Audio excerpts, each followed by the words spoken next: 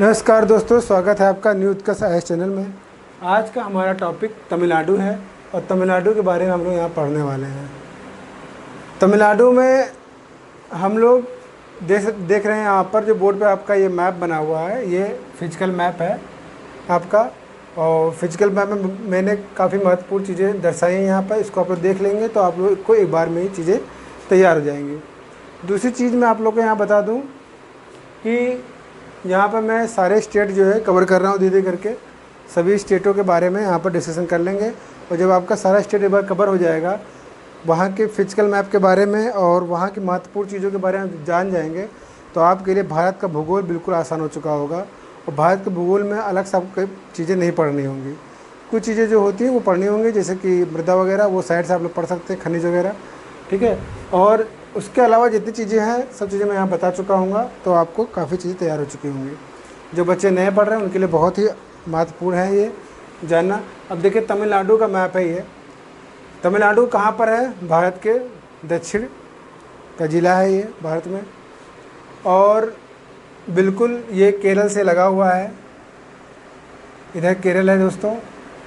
ऊपर की तरफ आपको आंध्र प्रदेश और कर्नाटक लगा हुआ दिखाई देगा। नीचे हिंद महासागर है और श्रीलंका आपका है।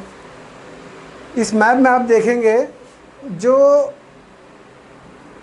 आपका पूर्वी एरिया है, मतलब पूर्वी तट है, हम लोग कह सकते हैं पूर्वी तट।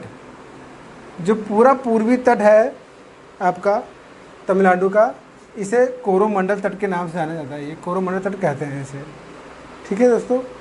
और इसके ऊपर आप, जैसे मैंने बताया कि आपको आंध्र प्रदेश है यहाँ पर, तो याद देखिएगा आंध्र प्रदेश ऊपर है। आप मैप में देखेंगे, पॉलिटिकल मैप में आपको देखने को मिल जाएगा, ठीक है। यहीं पर आंध्र प्रदेश की सीमा जब टच करते हैं तो यहीं पर ऊपर टॉप में यहाँ पे एक झील है दोस्तों, जिसे हम लोग बोलते हैं पुलिकट झील। नाम आप लोग सुने होंगे, जो बच्चे नए उन्होंने नहीं सुना होगा तो जान लें। पुलिकट झील जो है वो आपका दोनों ही स्टेट में पड़ेगा, तमिलनाडु में भी और आंध्र प्रदेश में भी। फिर उसी के नीचे आप यहाँ पर आएंगे, इसकी सीमा, पूर्वी सीमा कवर करेंगे तो चेन्नई बंदरगाह है, समुद्र के अंदर पड़ता है ये, ठीक है। चेन्नई कैपिटल है इसकी। फिर आप आए अंदर, सीमा के अंदर आए, चूँकि फिजिकल मैप देख रहे हैं तो जावेदी की पहाड़ी आप देखेंगे। फिर जावेदी के नीचे शेवराय की पहाड़ी देखेंगे आप लोग। शेवराय के नीचे पंचमलाई की पहाड़ी देखेंगे, और पंचमलाई के नीचे सीधे चले आएंगे इधर तो पलानी की पहाड़ी आपको देखने को मिलेंगी। तो देखिए, परीक्षा में जो प्रश्न आया, मैं परीक्षा के प्रश्न की दृष्टि से भी आपको बता दूं कि पहाड़ियों का क्रम आता है तमिलनाडु में। तमिलनाडु में जो पहाड़ियों का क्रम आता है दोस्तों, वो आता है उत्तर से दक्षिण का जो क्रम है, ये पूछा जाता है परीक्षा में। ये बहुत ही महत्वपूर्ण है। तो उत्तर से दक्षिण की तरफ आएंगे तो पहले जावेदी पड़ेगा, फिर शिवराय पड़ेगा, फिर पंचमलाई पड़ेगा, फिर पलानी की पहाड़ी पड़ेगी। तो आप देख भी रहे हैं उसी क्रम में ये पहाड़ी भी है, तो उसी क्रम में परीक्षा में प्रश्न पूछा जाता है, तो आपको आसानी से याद हो जाएगा ये। जब लोग पश्चिम में आते हैं तो देखेंगे नीलगिरी हिल्स आपको देखने को मिलेगी, नीलगिरी की घाटियाँ देखने को मिलेंगी। तो नीलगिरी जो पहाड़ियाँ, नीलगिरी की पहाड़ियाँ जो हैं, ये जो हैं केरल में भी पड़ती हैं और तमिलनाडु में पड़ती हैं, दोनों जगह पर हैं। तो याद रखिएगा यहाँ पर। फिर देखिए अन्नामलाई की पहाड़ियाँ, ये भी आपको देखने को यहाँ मिलेगी। कंबन घाटी यहाँ पर है, जैसे उसी के नीचे, अन्नामलाई के नीचे। फिर पलानी की पहाड़ी मैंने आप लोग को बता ही दिया। और सबसे दक्षिणतम चोटी जो आपको मिलेगी वो आपको मिलेगी महेंद्रगिरी की चोटी, जो कि तमिलनाडु में है, ठीक है, तमिलनाडु के बिल्कुल दक्षिण में। और फिर यहीं पर केरल से ही सीमा शेयर कर रही है इलायची की पहाड़ियाँ। तो इलायची की पहाड़ियाँ भी नीचे हैं। तो देखिए, इलायची की पहाड़ियाँ सबसे नीचे आपको देखने को मिलेंगी, ठीक है, इलायची की पहाड़ी। और महेंद्रगिरी चोटी दक्षिणतम चोटी है चूँकि, तो ये याद रखना है आप लोग को, ठीक है। तो इस तरह से आपने देखा। और दूसरी एक चीज़ देख लीजिए, यहाँ देखिए कावेरी नदी आ रही है, कहाँ? तमिलनाडु में प्रवेश करेगी, तमिलनाडु से फिर ये बंगाली खाड़ी में गिर जाएगी। और इसी कावेरी नदी पे ही आपका स्टैनली जलाशय है और मेट्टूर बांध इसी पे बना हुआ है आगे की तरफ। तो मेट्टूर बांध के पीछे स्टैनली जलाशय आपको देखने को मिलेगा। तो ये परीक्षा का प्रश्न भी है, मेट्टूर बांध कहाँ पर है या किस नदी पर है, तो आप आसानी से बता लेंगे। कावेरी नदी पे कहाँ पर है? तमिलनाडु में। और स्टैनली जलाशय कहाँ पर है? स्टैनली जलाशय तमिलनाडु में आपका पड़ेगा। तो ये तो आपका फिजिकल मैप, जो कि मैंने मैप में आपको काफ़ी चीज़ें मैंने बता दी। और भी महत्वपूर्ण चीज़ें हैं, इसको हम लोग देखेंगे। यहाँ पर देखेंगे कि जो तमिलनाडु है उसमें विधानसभा सदस्य कितने हैं, 234 हैं, लोकसभा सदस्य 39 हैं, और राज्यसभा सदस्य कितने हैं, 18 हैं। ठीक है, इसको याद रखिएगा आप लोग। ठीक, फिर देखेंगे कि तमिलनाडु का महत्वपूर्ण पर्व। देखिए, पर्व से भी क्वेश्चन आता है ज्योग्राफी में। ज्योग्राफी का ही सेक्शन है, तो इसको विविध में हम लोग कंसिडर कर लेते हैं, लेकिन फिर भी ज्योग्राफी में हम लोग पढ़ते हैं, क्योंकि प्लेस के हिसाब से त्यौहार हैं यहाँ पर। ठीक है, तो यहाँ पर देखेंगे महत्वपूर्ण जो पर्व है वो है पोंगल, जो कि फसल की कटाई के समय मनाते हैं वहाँ के लोग। तमिलनाडु के लोग पोंगल नामक त्यौहार मनाते हैं जब फसल की कटाई होती है तब।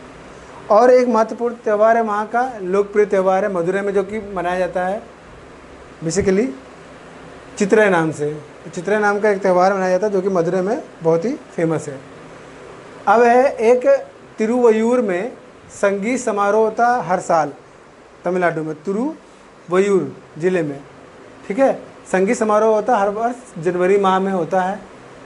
ठीक है, और ये किसकी याद में किया जाता है, किसके सम्मान में, संत कवि थ्यांगराज के। तो थ्यांगराज के सम्मान में, याद रखिएगा इसलिए कि ये आपको लग रहा होगा, लेकिन ये पीसीएस में क्वेश्चन पूछा चुका है। ठीक है ना, तो इसको याद रखिएगा, तो रिपीट भी हो सकता है परीक्षा में, इसीलिए मैं इसको बता दे रहा हूँ आप लोग को। तो तिरुवयूर में संगीत समारोह हर वर्ष जनवरी माह में मनाया जाता है, मतलब समारोह का आयोजन किया जाता है, और ये संत कवि थ्यांगराज के सम्मान में ये समारोह होता है। ठीक है, तो ये परीक्षा में पीसीएस में आया हुआ है, इसीलिए मैंने आपको इसको इम्पोर्टेंट कर दिया है, इसको याद रखिएगा। दूसरा देखेंगे यहाँ पर महेंद्रगिरी। तो महेंद्रगिरी मैंने अभी आप लोग को बताया कि दक्षिणतम चोटी है महेंद्रगिरी, जो कि तमिलनाडु में है। तो चोटी तो है, इसको आपको याद करना है, लेकिन इंपॉर्टेंट एक और पर्पज़ से है ये कि महेंद्रगिरी जो है यहीं पे मानसून बस्ट की घटना देखने को मिलती है। मानसून यहीं पर 2 शाखाओं में डिवाइड होती है महेंद्रगिरी से टकरा के, क्योंकि केरल से होते हुए जब तमिलनाडु में प्रवेश करते हैं तो यहीं पर मानसून बस्ट देखने को मिलता है। फिर देखेंगे मेट्टूर बांध की मैं चर्चा अभी फिजिकल मैप में कर चुका हूँ, जो कि सलेम ज़िले में पड़ता है। सलेम ज़िले वाला इलाका, सलेम ज़िले में ही शिवराय पहाड़ी भी पड़ जाती है आपकी। ठीक है, तो सलेम ज़िला में कावेरी नदी पे मेट्टूर बांध पड़ता है। शिवराय की पहाड़ी जो कि लोहे के निक्षेप के लिए जानी जाती है दोस्तों। ठीक है, लोहे के निक्षेप के लिए। और शिवराय पहाड़ी किस ज़िले में, सलेम ज़िले में भी है, तो जैसे मैंने अभी बताया आपको। ठीक है, और यहाँ पर बहुत ही सर्वोत्तम किस्म का कॉयल बनाया जाता है, COIL कॉयल। और यहाँ पर लोहे के निक्षेप बहुत ही भारी मात्रा में प्राप्त होते हैं शिवराय की पहाड़ियों में। अब देखेंगे यहाँ पर विवेकानंद रॉक, जो कि कन्याकुमारी देखिए, जो कि बिल्कुल मुख्य भूमि का दक्षिणतम बिंदु आपको कन्याकुमारी देखने को मिलेगा तमिलनाडु में, कन्याकुमारी। ठीक है, तो ये चीज़ आपको दक्षिणतम बिंदु किसका है, मुख्य भूमि का। वैसे इंदिरा पॉइंट है पूरे भारत की बात करें तो। ठीक है, तो विवेकानंद रॉक जो है ये कन्याकुमारी के दक्षिण में स्थित प्राचीन चट्टानों की एक द्वीप है। ठीक है ना, तो वहीं पर उसका नाम रखा गया विवेकानंद रॉक। इसलिए बोला गया है क्योंकि यहीं पर रुके थे स्वामी विवेकानंद, और यहीं से मतलब कि अपनी साधना पूरी करके यहाँ से ये सीधे शिकागो चले गए थे वो 1893 में। तो इसीलिए उसका नाम, उस द्वीप का नाम विवेकानंद रॉक रखा गया है। टिबू जो है एक कोरल द्वीप है, जो कि तमिलनाडु के रामनाथपुरम जिले के दक्षिण में स्थित है। तो टिबू याद रखिएगा, टिबू क्या है, कोरल द्वीप है। ठीक है, याद रखिएगा इसको। ताम्रपर्णी नदी दोस्तों, तो ताम्रपर्णी नदी जो है आपकी, ये मन्नार की खाड़ी में गिरने वाली नदी है दोस्तों। ताम्रपर्णी नदी मन्नार की खाड़ी में आकर गिर जाती है। ठीक है, तो मन्नार की खाड़ी में कौन सी नदी गिरती है, ताम्रपर्णी नदी। तंजौर देख लें, तंजौर जो ज़िला है आपका तमिलनाडु का, वह धान के कटोरे के लिए जाना जाता है। ठीक है, तो यहाँ पर धान की खेती काफ़ी मात्रा में होती है। तंजौर ज़िला तमिलनाडु का फेमस है, इसलिए धान का कटोरा कहा जाता है। दो बेटा जो है आपका, ये एक चोटी है आपकी, और तमिलनाडु की सबसे ऊंची चोटी है दोस्तों, याद रखिएगा। तो दो बेटा जो है तमिलनाडु की सबसे ऊंची चोटी है, और ऊटी यहीं पर स्थित है, याद रखिएगा। ऊटी जो है दो बेटा मतलब जो चोटी है वहीं पर आपको ऊटी नाम की एक पर्यटन स्थल है, वो पाया जाता है। ठीक है ना, तो ऊटी फेमस, आप लोग ऊटी नाम सुनते होंगे। ठीक है ना, तो ऊटी जो है आपका तमिलनाडु में ही पड़ता है, लोग यहाँ पर घूमने जाते हैं। ठीक है। नेवेली, नेवेली जो ज़िला है आपका तमिलनाडु का, वो लिग्नाइट कोयले के सबसे बड़ी खान के रूप में जानी जाती है यहाँ पर। तो सबसे बड़ी खान कहाँ है? नेवेली में है। यहाँ देखिएगा, नेवेली आपका बहुत बार परीक्षा पूछा जा चुका है खनिज में। ठीक है। तो नेवेली है कहाँ? तो नेवेली तो तमिलनाडु में है। और कोयले की खान के, लिग्नाइट कोयले की खान के लिए जाना जाता है। और लिग्नाइट का कोयला जो होता है पूरा का पूरा यहाँ से निर्यात कर दिया जाता है, कोई चीज़ रखी नहीं जाती है, सीधे पूरा का पूरा लिग्नाइट कोयला क्या कहते हैं, निर्यात कर देते हैं यहाँ से, कुछ बचाते नहीं हैं यहाँ पर। ठीक है, नवेली से। ठीक है। पल्ली, पल्ली की पहाड़ियाँ हमने पढ़ी है अभी आपको। पल्ली की पहाड़ियाँ देखते हैं, देख रहे हैं जब ऊपर से नीचे तरफ आएंगे तो जावेदी की पहाड़ी, शिवराय की पहाड़ी, पंचमलाई की पहाड़ी और पलानी की पहाड़ी।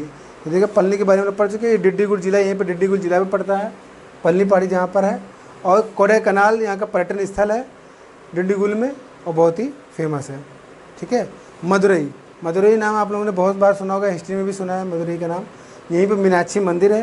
और मीनाक्षी मंदिर जो है वेगई नदी, आप लोग सुनते होंगे, तमिलनाडु में वेगई नदी है, बहती है। वो मीनाक्षी मंदिर उसी वेगई नदी के किनारे पर स्थित है। तो याद रखिएगा, मदुरई मीनाक्षी मंदिर के, लेकिन वेगई नदी के किनारे है। यह सत्ता परीक्षा में। आवाडी, आवाडी जो जगह है ये औद्योगिक क्षेत्र है। आवाडी ये कहाँ पर पड़ेगा? चेन्नई में दोस्तों।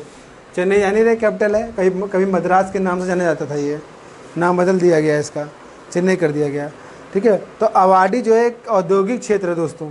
ठीक है। जहाँ पर आयुध फैक्ट्री लगाई गई है, जहाँ से अर्जुन टैंक निर्माण किया जाता है। तो आवाडी से अर्जुन टैंक बनता है। अर्जुन टैंक का निर्माण कहाँ होता है? आवाडी में। आवाडी कहाँ है? चेन्नई से, चेन्नई शहर में स्थित है। एक औद्योगिक क्षेत्र है जो कि आपका आयुध फैक्ट्री है, जो कि अर्जुन टैंक के लिए निर्माण के लिए जाना जाता है। तो ये आपका महत्वपूर्ण जगह है तमिलनाडु के अंदर। ठीक है।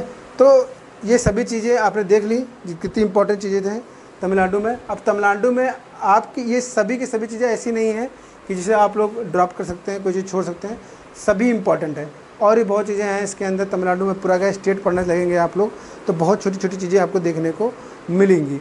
लेकिन ये जितनी चीज़ें मैंने बताई है, ये ज्योग्राफी में आप लोग बहुत ही, ये कह सकते हैं कि आप थोड़ा सा सरफेस पे हैं और थोड़ा सा गहराई में भी हैं। ठीक है ना। अगर आपको इतनी चीज़ें तैयार हो गई हैं और सब आपने स्टेट तैयार कर लिया है इसी तरह से, जिस तरह से मैंने डाले हैं, और पुराने जो भी स्टेट पढ़े हुए हैं, तो आपको समझ लीजिए ज्योग्राफी आपको अलग से पढ़ने की जरूरत नहीं। इंडियन ज्योग्राफी तो नहीं पढ़नी पड़ेगी, क्योंकि देख लीजिए मैंने आपको सारी पहाड़ियाँ क्लियर कर दी यहाँ पर। नदी आ रही, कावेरी के बारे में बता दिया, ताम्रपर्णी के बारे में मैंने आपको बता दिया। यहाँ पर 2 नदियों के बारे में आपको अच्छे से बता। वेगई नदी आप देख रहे हैं, वेगई नदी किनारे आपका मीनाक्षी मंदिर है। तो 3 प्रकार की नदियाँ हैं, तीनों नदियाँ आपने यहाँ पर देख ली, तीनों नदियों के बारे में आपने जान लिया, जो कि तीनों तमिलनाडु में है। ठीक है। महत्वपूर्ण जो पहाड़ियाँ वो भी जान गए हैं, हिल्स जान गए हैं, कुछ आपने इसके ज़िलों के बारे में भी जान लिया, कौन सा ज़िला किस लिए महत्वपूर्ण है। ठीक है। झील के बारे में मैंने जो कि पुलिकट झील जो आपका काफ़ी महत्वपूर्ण था, ये मैंने आपको बता दिया। यहाँ पर स्टेनली जलाशय काफ़ी महत्वपूर्ण है, जो कि आपका मेट्रो बांध इसी बना हुआ और कावेरी नदी से जुड़ा हुआ है ये। तो ये चीज़ें काफ़ी महत्वपूर्ण हैं। ठीक है। सलेम ज़िला याद रखिएगा, सलेम ज़िला आपका, यहाँ से लोहा अयस्क का निक्षेप काफ़ी मात्रा में पाया जाता है, इसीलिए कोयल का निर्माण वहाँ पर सर्वोत्तम किस्म का होता है। तो ये भी काफ़ी महत्वपूर्ण है। पोंगल वहाँ का महत्वपूर्ण त्यौहार है, काफ़ी महत्वपूर्ण है। तो इतना आप अलग अलग चीज़ें पढ़ेंगे तो आपको शायद ना कर पाए था। जब आप स्टेट वाइज पढ़ रहे होंगे तो आपको ज़्यादा अच्छे से समझ में आएगा कि आपने एक स्टेट तैयार कर लिया, स्टेट की सारी महत्वपूर्ण चीज़ें तैयार कर ली हैं। तो उम्मीद करता हूँ कि पूरा का पूरा वीडियो आपको अच्छे से समझ में आ गया होगा। यदि आपको वीडियो अच्छे समझ में आ गया है तो इस वीडियो को लाइक करें, शेयर करें, सब्सक्राइब करें। आज के लिए इतना ही, धन्यवाद।